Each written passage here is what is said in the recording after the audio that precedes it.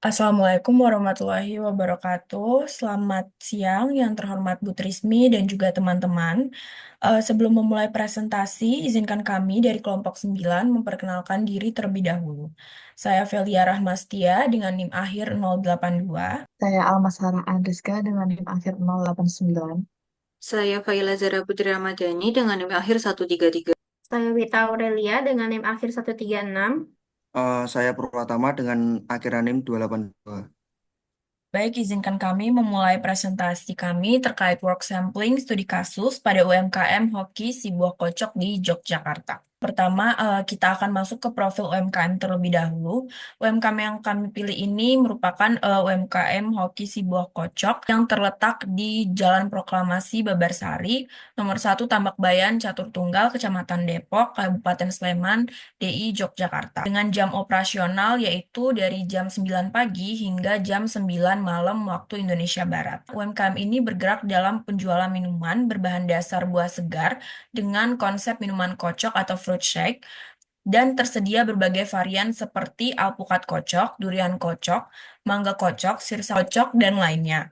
Nah, untuk ukuran cupnya itu tersedia dalam ukuran medium maupun jumbo dengan harga yang terjangkau dan untuk kalangan pelajar dan mahasiswa. Kemudian untuk rumusan masalah dan tujuannya, yang pertama di rumusan masalah, itu yang pertama bagaimana tingkat produktivitas karyawan di UMKM Hoki Sibuah Kocok berdasarkan hasil pengukuran menggunakan metode work sampling selama 3 hari pengamatan. Yang kedua, seberapa besar proporsi waktu kerja produktif dan non-produktif karyawan pada saat kondisi ramai maupun sepi pelanggan.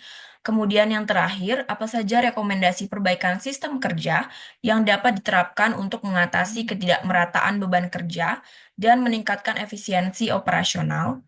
Nah, untuk tujuannya yang pertama itu mengukur tingkat produktivitas karyawan menggunakan metode work sampling selama 3 hari pengamatan. Kemudian yang kedua itu menentukan proporsi waktu produktif dan non-produktif pada berbagai kondisi tingkat kunjungan pelanggan. Kemudian yang terakhir itu merumuskan rekomendasi perbaikan sistem kerja yang terstruktur guna meningkatkan efisiensi dan produktivitas operasional. Oke, selanjutnya adalah work sampling. Work sampling adalah metode pengukuran kerja yang dilakukan melalui pengamatan secara acak terhadap aktivitas pekerja untuk mengetahui proporsi waktu produktif dan non-produktif selama jam kerja berlangsung. Metode ini cocok untuk pekerjaan dengan variasi aktivitas tinggi karena tidak memerlukan pengamatan secara terus-menerus. Untuk manfaat work sampling yang pertama adalah mengetahui persentase aktivitas produktif dan non-produktif, mengukur tingkat produktivitas tenaga kerja, menentukan waktu baku pekerjaan, mengidentifikasi pemborosan waktu kerja, membantu evaluasi dan perbaikan sistem kerja, serta membantu penentuan kebutuhan tenaga kerja. Rating faktornya ada 4. Yang pertama adalah skill, keterampilan, effort usaha, kondisi kerja, dan konsistensi. Kemudian ada allowance. Yang pertama adalah kebutuhan pribadi, yang kedua kelelahan, yang ketiga hambatan tak terhindarkan, kemudian adalah waktu baku. Langkah-langkah pelaksanaan sampling kerja yang pertama adalah menentukan tujuan pengamatan, yang kedua menentukan objek pengamatan, yang ketiga menentukan klasifikasi aktivitas kerja, yang keempat menentukan jumlah pengamatan, yang kelima menentukan waktu pengamatan secara acak, yang keenam melaksanakan observasi lapangan, yang ketujuh mengolah dan menganalisis data, yang kedelapan menarik kesimpulan. Kemudian ada uji statistik dan performance rating. Uji statistik ada dua, yaitu ada uji keseragaman, yaitu dilakukan untuk memastikan kestabilan data hasil pengamatan dengan melihat apakah seluruh data berada di dalam batas kontrol atas atau BKA dan batas kontrol bawah BKB. Apabila data berada di dalam rentang tersebut, maka data dinyatakan seragam dan layak digunakan untuk analisis lebih lanjut. Kemudian ada uji kecukupan yang digunakan untuk memastikan jumlah data pengamatan telah mencukupi berdasarkan tingkat kepercayaan dan tingkat ketelitian agar hasil analisis dapat dipercaya. Kemudian ada tabel performance rating, yaitu faktor penyesuaian yang digunakan untuk menilai performansi operator agar waktu hasil pengamatan dapat disesuaikan menjadi waktu kerja normal. Yang terdiri dari 4 aspek, yaitu skill, effort, kondisi, dan konsistensi. Berikut merupakan data-data yang digunakan untuk pengamatan work sampling kelompok kami. Yang pertama ada jam operasional yaitu 12 jam atau 720 menit dalam sehari. Waktu pengamatan adalah per 5 menit. Selang waktu pengamatan adalah 15 menit. RM 48 dan 1 hari 34 pengamatan. Berikut merupakan data pengamatan hari pertama dan data pengamatan hari kedua serta data pengamatan hari ketiga. akumulasi kegiatan produktif dan non-produktif. Persentase kegiatan produktifnya yaitu hari pertama 88%, hari kedua 94%, dan hari ketiga 88%. Hasil pengamatannya yaitu hari pertama kegiatan produktifnya ada 30, kegiatan non-produktifnya ada 4, dengan total 34 ke elemen pekerjaan. Hari kedua produktifnya 32, non-produktif 2, dengan total elemen pekerjaan 34, dan hari ketiga produktifnya 30, non-produktif 4, dengan total elemen kegiatannya 34. Sehingga total produktifnya 92, non-produktif 10, dan total elemen pekerjaan. Persentase produktifnya yaitu kami mendapatkan 90,1%, persentase non-produktifnya adalah 9,9%. Baik, selanjutnya untuk uji keseragaman data, untuk batas kontrol atasnya ini setelah kami hitung, kami dapatkan di 98,9%. Dan untuk batas kontrol bawahnya itu 81,8%. Dapat dilihat pada grafik bahwa semua data sudah dalam wilayah batas kontrol atas dan batas kontrol bawah sehingga data bisa dikatakan seragam. Lalu selanjutnya untuk uji kecukupan data, kami menggunakan tingkat keyakinan 95% dan ketelitian 10% sehingga didapat untuk uji kecukupan datanya ini 44. Karena total datanya itu 102 dan uji kecukupannya itu 44 sehingga didapat N itu lebih besar daripada N aksen sehingga data dapat dikatakan cukup. Lalu untuk percentage of working time-nya itu kami mendapat di 90,1%.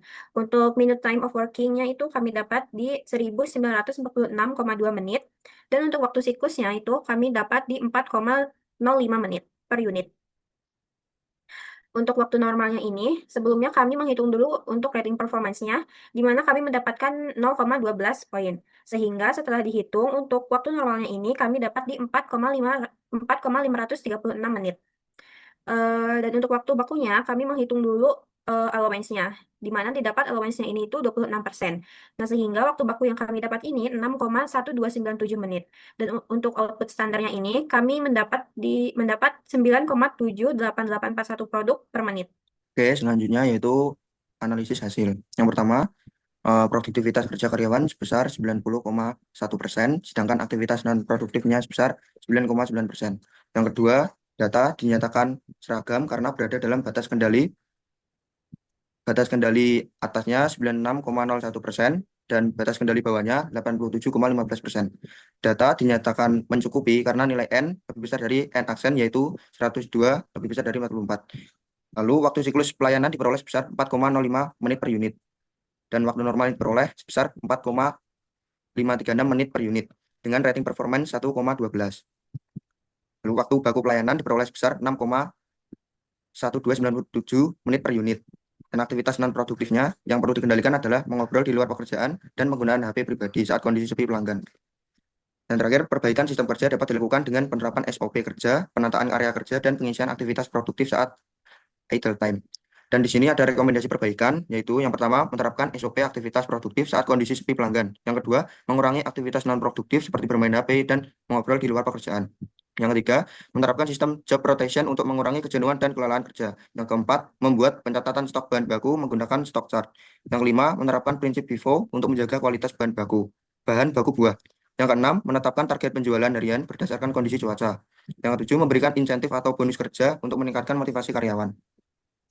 Dan dapat disimpulkan, berdasarkan hasil pengamatan menggunakan metode work sampling pada UMKM Hoki Sibuah Kocok Babarsari Yogyakarta, diperoleh bahwa aktivitas kerja karyawan tergolong seragam dan data pengamatan dinyatakan mencukupi untuk dianalisis. Dari 102 kali pengamatan selama 3 hari, rata-rata aktivitas produktif mencapai 90,1% dengan waktu produktif sebesar 1946,2 menit. Hasil pengolahan data menunjukkan waktu siklus sebesar 4,05 menit per unit dan waktu normal sebesar 4,536 menit per unit dan waktu bagus sebesar 6,1297 menit per unit. Meskipun tingkat produktivitas tergolong baik, masih ditemukan beberapa aktivitas non-produktif seperti penggunaan ponsel pribadi dan mengobrol saat kondisi sepi pelanggan, serta belum adanya sistem kontrol stok dan target kerja harian yang terstruktur. Oleh karena itu, diusulkan beberapa perbaikan seperti penerapan SOP aktivitas produktif saat idle time dan sistem job rotation dan penggunaan stok card berbasis FIFO, serta pemberian target dan insentif kerja untuk meningkatkan efisiensi dan motivasi kerja karyawan. Di sini ada lampiran, yaitu pada kunjungan pengamatan hari pertama, dan hari kedua, dan hari ketiga. Bisa dilihat fotonya. Oke, sekian dari kelompok kami. Kurang lebihnya kami mohon maaf. Wassalamualaikum warahmatullahi wabarakatuh.